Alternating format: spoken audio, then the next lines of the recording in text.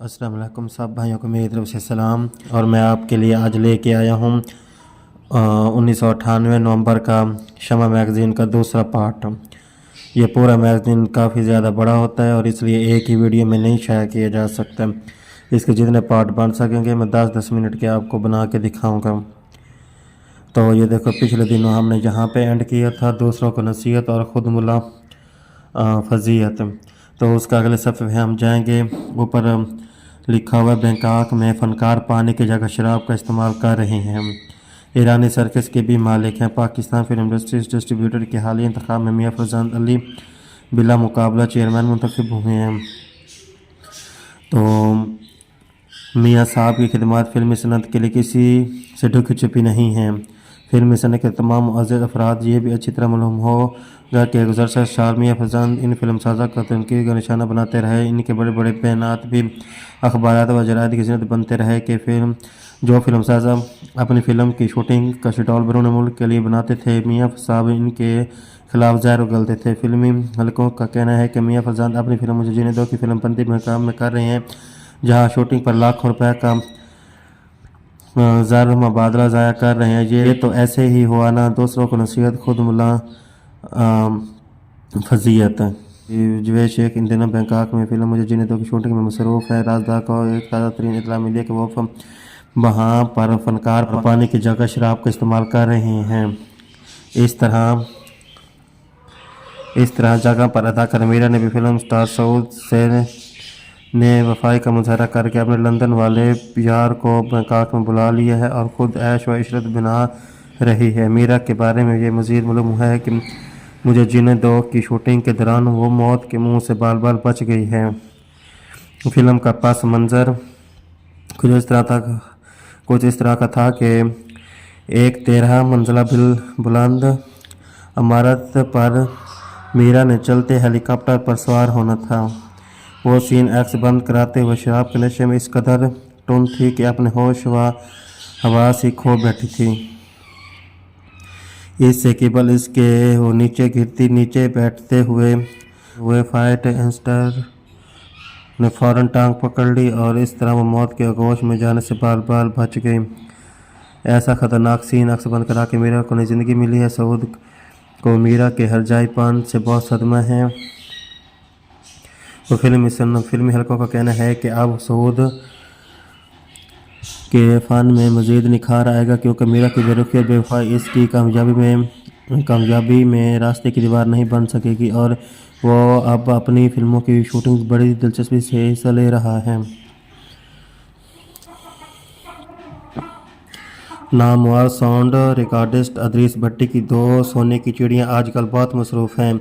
नरगिस तो फिल्म में मसरूफ़ है और इसकी छोटी बहन दीदार लाखों रुपए के मुजरे कमा रही है। राजदार को मालूम है कि दीदार ने रेवन रोड पर स्टूडियो तमीर करने के लिए वसी व अरीज ज़मीन खरीद ली है। और सवाल ये पैदा होता है कि दीदार के पास इतना सरमाया कहाँ से आया। जुम्मा 8 दिन अपनी वो मुकम्मल अदाकारा भी नहीं बन सकी और ना ही इसको कोई काबिल ज़िक्र फिल्म मिली है जो रिलीज़ हुई हो। तो ले दे कि एक छोटा सा ब्यूटी पार्लर मून मार्केट के बाल टाउन में था। अब इनके 2 सोने की चिड़ियों ने अपने वालिद अदरीस भट्टी को इलामे इकबाल टाउन में जदीद साउंड सिस्टम से आरास्ता रिकॉर्डिंग स्टूडियो बना दिया है। अदरीस भट्टी भी के पास ये सरमाया कहाँ से आया, दीदार ने ज़मीन कैसे खरीदी, ये मामला गड़बड़ है। ऐसे गौर व तलब मामलात पर तो इनको गौर करना चाहिए जिन हकाम का इनका साथ वास्ता है। लेकिन एक ये भी इतला मिली है कि दीदार ये रकम मुजरे करके कमाई है। अगर इसने ये रकम मुजरे करके बनाई है तो कितनी बनती है, बस वो शख्स आसानी से अंदाज़ा लगा सकता है कि नाजायज़ ज़रिया से आने वाली से कमाई जाने वाली रकम और काले धंधा करने वाले अफराद का मुजस्समा अशद ज़रूरी है और ये वतन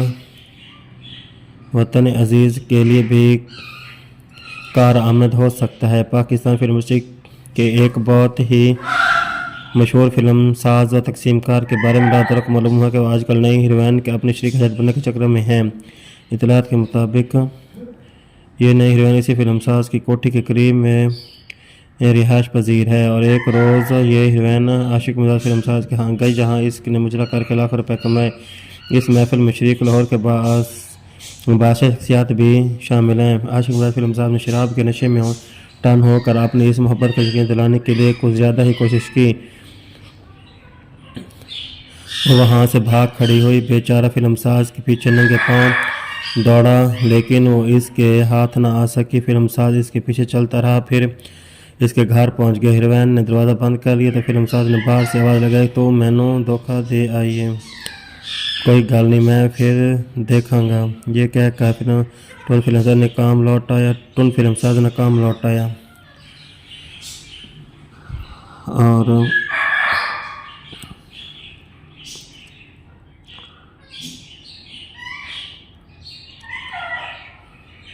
फिल्मसाज के बारे में राजा को बाज़ इसके करीबी से बताते हैं कि वो इम्पोर्टेड गोलियां और मियाँ मारवा इस्तेमाल करता है, जो 1500 से 1800 रुपए की आती है। शराब और शबाब का ये रसिया ये फिल्मसाज अपनी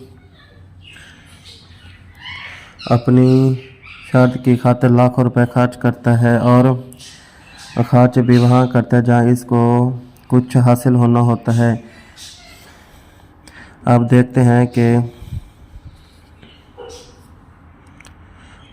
हैं कि वो हीरोइन इसका फी माल हज़म कर चुकी है और आशिक मिजाज फिल्मसाज यकीनन खामोश नहीं बैठेगा। और इसके बाद खबर है कि सैमा कहती है कि मैं 23 बरस की हूँ, जबकि सैमा को फिल्म इंडस्ट्री में 10 साल का अरसा हो चुका है। 1998 में सैमा को 10 साल का अरसा तो नहीं हुआ था, तकरीबन 8 साल या 9 साल हुए थे। तो इससे आगे चलेंगे। फिर नीचे टेलीविज़न की खबर है। हाल ही में टेलीविज़न पर दिखाए जाने वाले एक फिल्म प्रोग्राम जिसकी कंपेयरिंग रुखसाना नूर ने की थी, जिसमें अदाकारा मीरा ने सैमा पर इल्ज़ाम लगाते हुए कहा था कि सैमा अपनी उम्र क्यों छुपाती है, हालांकि सबको नजर आता है कि सैमा की असल उम्र क्या है। और चारों भी सैमा से बखूबी अंदाज़ा लगा सकता है कि मीरा ने कहा कि सैमा कहती है कि मैं 23 साल की हूँ, और जबकि सैमा को फिल्म इंडस्ट्री में आए तकरीबन 10 साल का अरसा हो चुका है। क्या सैमा 13 साल की उम्र में अदाकारी का सफ़र शुरू कर दिया था, जबकि वो फिल्मों में बतौर हीरोइन आती रही। अदाकारा मीरा के इस बयान पर नहीं उभरती हुई अदाकारा मेरू जो कि फिल्म शाह शेख बख्श इलाई गाबा की फिल्म दिल तो आखिर दिल है में जलवागर हो रही है। और इस अदाकारा सैमा की बहुत ही ज़बरदस्त मदा है। इसने शेख पाहो का राजा को टेलीफोन पर बताया कि मेरा खुद अपने गिरबान में झांकना चाहिए, जबकि मेरा खुद 2 बच्चों की माँ है। इसका एक बेटा और एक बेटी है और ये दूसरों को उम्रों में तनकीद करती फिरती रही है। इज़्ज़त दौलत तो सिर्फ खुदा के हाथ में है, ये कौन होती है दूसरों पर तनकीद करने वाली। लिहाजा सैमा ने अपनी मेहनत से यह मुकाम हासिल कर लिया है। मेरा को भी ये चाहिए कि दूसरों पर बयानबाजी करने के बजाय वो मेहनत से परफॉर्मेंस का मुजाहरा करके अच्छी अदाकारा साबित करे खुद को, ताकि दूसरों पर कीचड़ उछाले, फिर बाद में दूसरों पर कीचड़ उछाले। मीरा खुद को इंटर पास कहती है, जबकि मीरा का बयान यही जहालत पर मुंबई है और ऐसा लगता है कि मीरा ने मैट्रिक भी पास नहीं किया। और आगे जाएंगे। फिर इसी सफ़े पे नई हीरोइन मैरू ने मीरा को वार्निंग दे दी है कि इसने सैमा को खिलाफ एंथम महाज खोला तो वो इसके सब राज फाश कर देगी, और इंटर पास भी नहीं किया है। मीरा को अभी फिल्म इंडस्ट्री में आए हुए इतना ज़्यादा अरसा नहीं हुआ, जबकि सैमा अपनी मुसलसल मेहनत से ना सिर्फ पंजाबी फिल्मों बल्कि उर्दू फिल्मों में भी बहुत नाम कमाया है। सैमा जिस मकाम पर खड़े है उसको ऐसी पता करके ये मकाम छीना नहीं जा सकता। ना ही सैमा को इस तरह की बयानबाजी और ऐसे फिल्म इंडस्ट्री से आउट किया जा सकता है। मीरा के इस बयान से ऐसे लगता है वह खुद नहीं बोली बल्कि इससे बुलवाया गया है। मेहरू ने मज़ीद इंकशाफ किया है कि मीरा को न पहले फ़न से लगाव था न अब फिल्मों की दिलचस्पी है, जिसकी मिशन दौलत शोहरत के तहत फिल्म इंडस्ट्री में दाखिल हुई थी इसमें वो मुकम्मल तौर पर कामयाब हो चुकी है। मेहरू ने मीरा को वार्निंग देते हुए कहा,